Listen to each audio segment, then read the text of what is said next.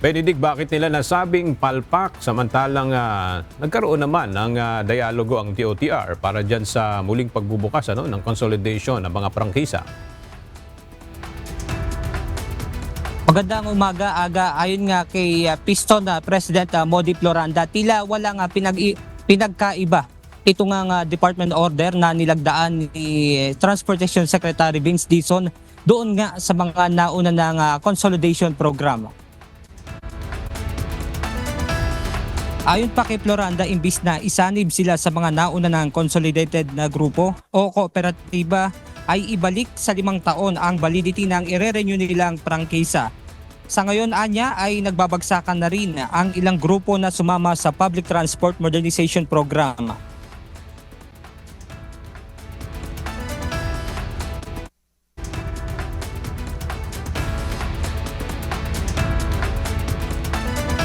Aminado naman ang presidente ng Piston na hindi voluntaryo ang kanilang pagsali sa muling pagbubukas ng PUB consolidation.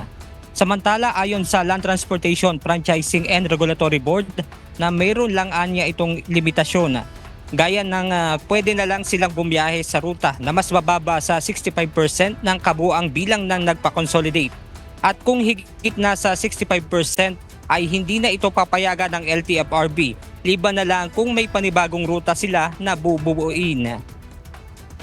Samantala, ayon pa nga kay Floranda ay ayon sa LTFRB ay sa May 14 magsisimula itong pagbubukas nitong consolidation program para nga sa mga PUB.